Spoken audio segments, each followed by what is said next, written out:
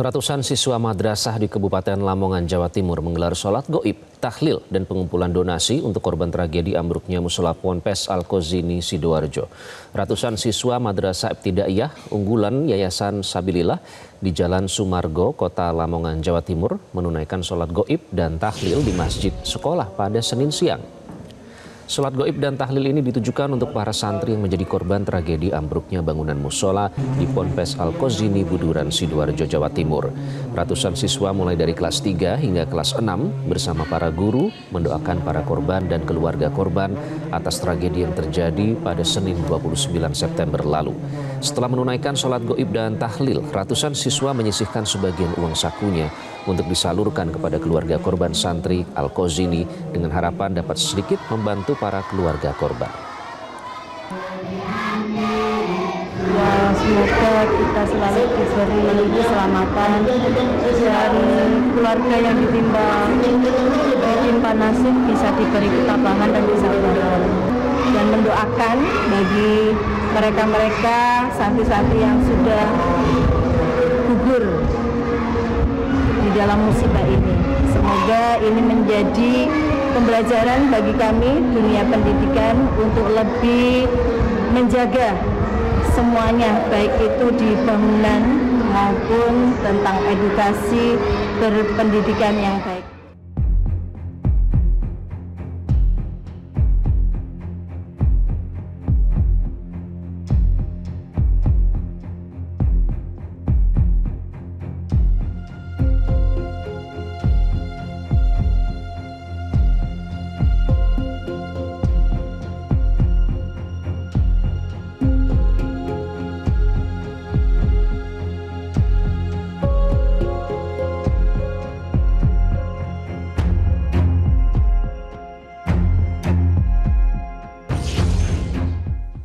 Peristiwa ambruknya Ponpes Kozini di Buduran, Sidoarjo, Jawa Timur harus menjadi alarm bagi standar kelaikan bangunan institusi pendidikan khususnya di pondok pesantren.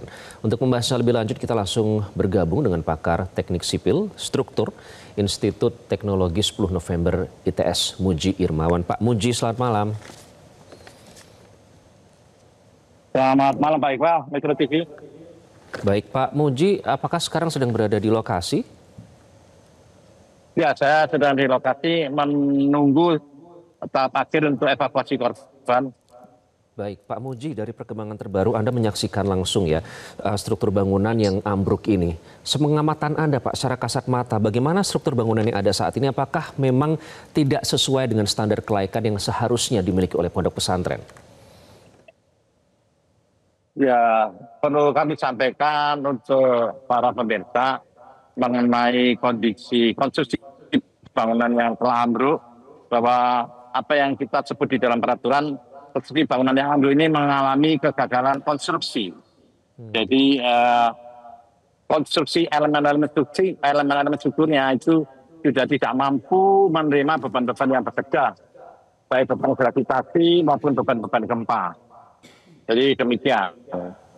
Oke, betulkah kalau kita melihat Pak? Saya tidak tahu apakah sudah dilakukan pengecekan ya, bahwa bangunan pondok pesantren khususnya Kozini ini tidak memiliki PBG Pak, atau MBG atau IMB, mohon maaf, sesuai dengan yang dikritisi oleh publik. Saya kira itu bisa ditanyakan langsung ke pemerintah daerah Kabupaten Sidoarjo ya untuk pengurusan PBG, karena saya di sini belum memeriksa dan memberikan pertanyaan-pertanyaan mengenai perizinan bangunan gedung. Saya lebih fokus untuk evakuasi korban dan membongkar reruntuhan agar korban bisa dapat dievakuasi dengan baik dan cepat, karena ini sudah hari ini merupakan hari ke-8. Tinggal satu korban lagi yang harus dievakuasi, masih menunggu untuk membuka posisi agar korban bisa dievakuasi dalam kondisi utuh. Demikian. Baik, jadi belum ada informasi soal itu. Pak Muji, kalau melihat ambruknya bangunan ini di lapangan, karena saya mendengar soal istilah pancake model ya, ini 4 lantai kemudian ambruk hanya menjadi 1 lantai. Nah, kalau memang konstruksinya baik, seharusnya bangunan itu ambruknya seperti apa sih Pak? Karena saya mendengar ini kan ambruknya seperti melengkung ya Pak, seperti elastis begitu. Nah, kalau konstruksinya baik seharusnya seperti apa? Jadi kalau kita mengikuti aturan-aturan yang berlaku standar nasional Indonesia, maka bangunan gedung bertingkat itu didesain dalam kondisi ductile. Apa yang dimaksud dengan ductile adalah bangunan boleh rusak tapi tidak boleh ambruk. Nah, kalau kita melihat posisi ambruknya ini, robohnya gedung 4 lantai ini, itu ambruknya dalam kondisi brittle. Jadi begitu elemen strukturnya tidak mampu menerima beban, langsung dia akan hancur ke bawah secara bersamaan dan tiba-tiba suddenly, sehingga biasa kita sebut kondisi ambruknya yang tiba-tiba dan langsung ke bawah itu adalah pancake model untuk ambruknya itu. Nah, tapi kalau kita desain dengan baik dan benar dan mempunyai duktilitas yang bagus, hubungan antara balok kolom juga cukup bagus, elemen strukturnya disambung dengan baik. Saya kira begitu tidak mampu menerima beban, dia rusak, tapi tidak ambruk. Nah, ini namanya ductile. Yang terjadi saat ini adalah brittle, ambruk dengan tiba-tiba, seperti pancake model kalau di istilah reruntuhan yang terjadi dengan tiba-tiba. Jadi demikian, kita harus punya duktilitas yang cukup gedung ini. Pak Muji, apakah benar kalau melihat dari ambruknya bangunan ini, tadi ada juga menyebut soal kegagalan konstruksi, artinya apakah bisa dianalisis atau dilihat bahwa ini sebenarnya hanya untuk 1 lantai, tapi kemudian dibangun tadi tidak memperhatikan aturan, Pak? Ya, sebetulnya mau dikerjakan 1 lantai dulu, 2 lantai dulu, 3 lantai dulu, itu di dalam dunia konstruksi tidak ada masalah. Yang jadi masalah adalah perencanaannya juga harus diperhitungkan mengenai duktilitas, bukan brittle. Selanjutnya pelaksanaan yang juga tidak kalah penting adalah hubungan antara lantai 1 ke lantai 2 untuk elemen-elemen struktur balok dan kolom itu harus disambung dengan baik dan sempurna sesuai aturan yang berlaku di SNI 2847. Jadi kalau ini dilanjutkan sampai lantai 4, lantai 5, lantai 6 pun, kalau dia memiliki duktilitas dan dikerjakan sesuai dengan aturan yang berlaku, itu tidak ada masalah. Ambruk dengan brittle pancake ini tidak akan terjadi.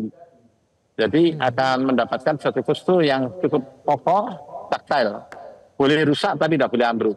Demikian. Oke. Pak Muji, kalau poin-poin yang harus dipenuhi terkait dengan standar kelaikan yang ada dalam PBG atau yang dulu namanya IMB. Itu apa saja sih, Pak? Ya. Pada saat bangunan itu dikatakan memenuhi standar, khususnya di institusi pendidikan seperti ini? Oke, jadi kalau kita mau mengikuti prosedur SOP untuk perizinan PBG saat ini, maka pemohon ada 2 hal yang harus dipenuhi, yaitu persyaratan administrasi dan persyaratan teknis. Persyaratan administrasi untuk mengetahui siapa yang mengajukan permohonan PBG dan pemilik lahan itu siapa, itu supaya dapat diketahui siapa yang bertanggung jawab terhadap permohonan ini. Kedua, untuk merencanakan pembangunan gedung bertingkat atau fasilitas umum bertingkat itu harus didesain atau direncanakan oleh tenaga ahli yang mempunyai sertifikat SKK yang akan disesuaikan dengan tingkatan. Kalau gedung 3-4 lantai mungkin level 5 cukup, tapi kalau gedung tinggi sampai 40 lantai itu harus level 9. Nah, kalau ini sudah direncanakan dengan baik oleh tenaga ahli yang bersertifikat SKK, maka tinggal pelaksanaan yang harus menjadi pertimbangan atau perhatian yang cukup detail. Karena perencanaannya sudah bagus, pelaksanaannya tidak bagus, itu tetap membahayakan konstruksi secara keseluruhan.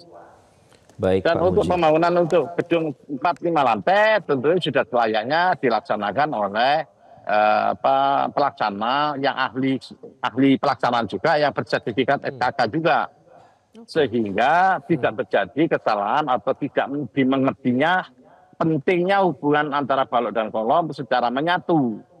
Kalau ini dilaksanakan oleh tukang yang tidak memahami permasalahan teknis, itu akan membahayakan. Sudah contohnya adalah Alkos ini terlihat bahwa apa yang sudah menjadi pengamatan saya selama 8 hari ini sudah saya buat potretnya bahwa sambungannya tidak cukup bagus, tidak cukup memenuhi persyaratan untuk dikatakan sambungan yang menyatu. Jadi pelaksana di lapangan itu sangat penting, termasuk proses pengawasan yang harus dilakukan pada saat bangunan itu dibangun sesuai dengan SOP ya. Baik, terima kasih Pak Muji, selamat melanjutkan proses pencarian di sana, semoga semua diberi kelancaran. Terima kasih sekali lagi Pak Muji Irmawan, Pakar Konstruksi Bangunan Institut Teknologi 10 November ITS Surabaya. Jelajahi cara baru mendapatkan informasi. Download Metro TV Extend sekarang.